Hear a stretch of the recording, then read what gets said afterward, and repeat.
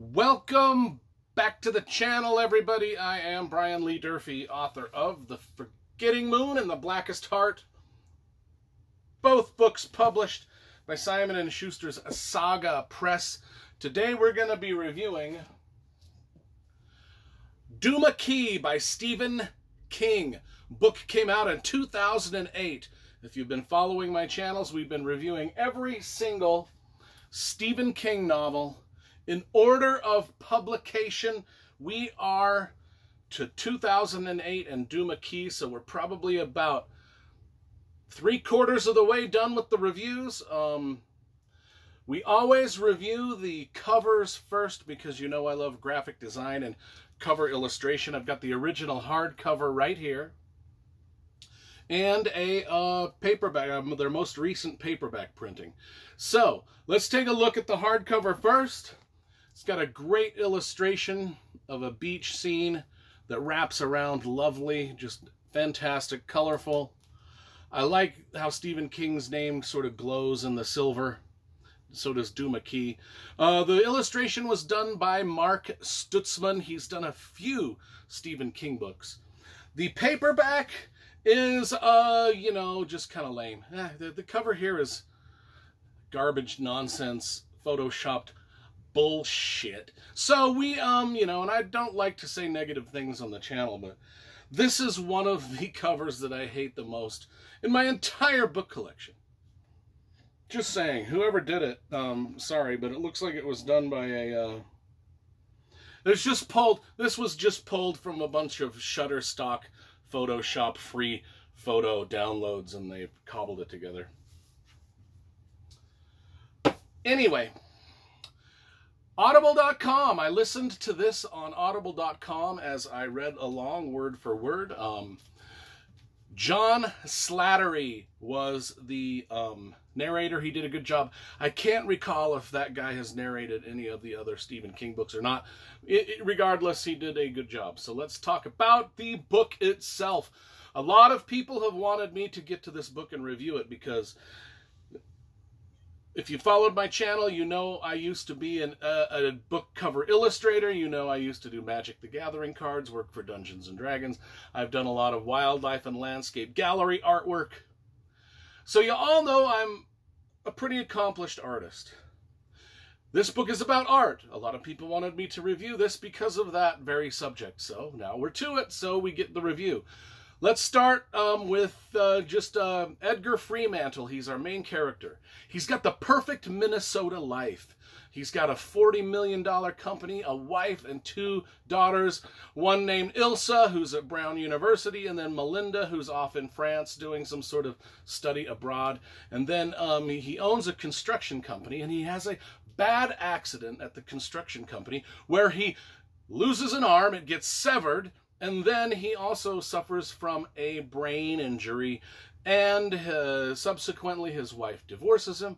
His therapist talks him into going down to Florida to just get away from Minnesota and the company that he runs and just everything, and just start anew and see what happens. And so that's what he does. And as he's in it, did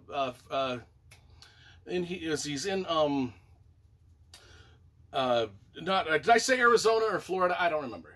He's going to Florida. Duma Key, Florida, to be exact. And there he becomes a painter. Now, this is where we're going to pause a little bit in talking about the plot. We're going to now talk about the art, because there's these little Stephen King's put about a dozen little interludes into this book where he talks about how to be a good artist, draw a good picture.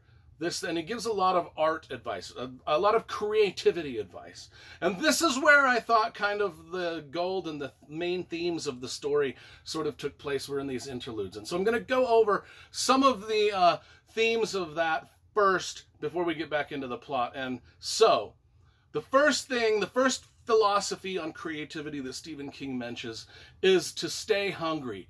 Talent goes begging.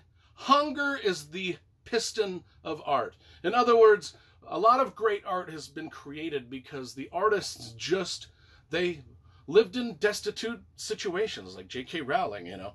Single mom, not a lot of money. A lot of art throughout the centuries has been created by people who were very poor, that just had a dream to create and hopefully hit the big time. Stay hungry, stay hungry. And I don't believe this is the case with everybody. I mean, I'm generalizing here, but a lot of times art is created in that way by a hungry person who wants the fame and fortune, and writing a book or doing a painting or acting in a movie that's the way to it.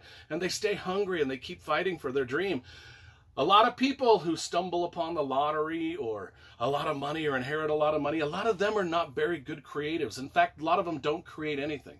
I knew a person who was one of the most talented creatives I've ever known. This person was like J.K. Rowling. Children, single, struggling. One of the most talented writers I knew, and married a spouse that had millions of dollars. Suddenly went from nothing to a mansion with everything they could ever want. And their creativity shriveled up and died like a flower in an unwatered desert. I saw it happen. It was like, okay, you trade it in, and I get it. You want the life. You want that life. You want to provide for your kids. And a rich person can help you get there. And I get it. I probably would have made the same decisions. But I've seen luxury kill creativity.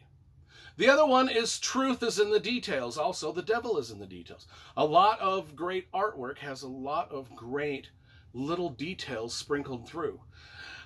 Start with what you know, then reinvent it. That's another thing that we talk about with paintings and writing is write what you know, but put a twist on it. Don't be afraid to experiment. Use all your wild ideas. I talk about this in my writing classes all the time. I don't care how crazy your idea is, put it in your manuscript.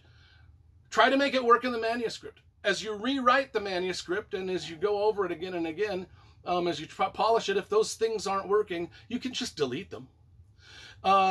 Don't keep your focus. Don't get distracted. I've also told people in writing classes, if you want to be a professional writer, you need to keep your focus. You need to be dedicated. You need to spend most of your free time doing your craft and honing your craft.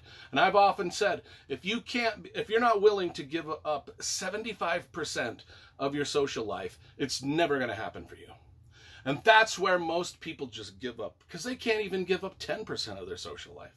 Another thing is art is faith and expectation and trust.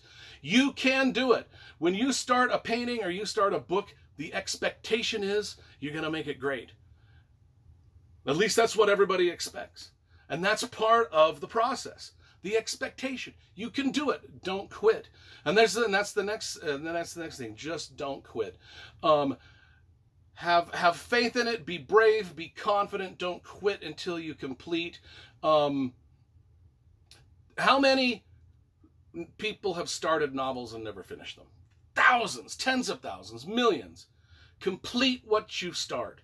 How many half-finished paintings are there out there? Tens of thousands.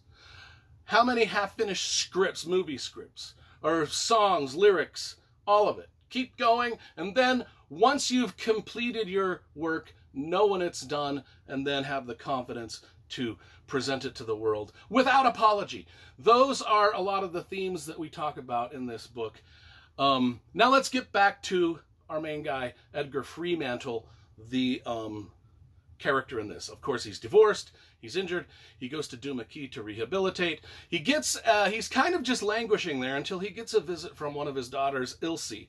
And Ilse combined with another fellow named Wherein and Elizabeth, who is an old, sick old woman in the community. Those three sort of become his muses, his inspirations. Each one of them plays a part in helping him create these paintings. He's never painted before, but now he's doing these paintings that almost have, I mean, he's super talented at it. They've almost got like this magic, like this nuclear magic power to them.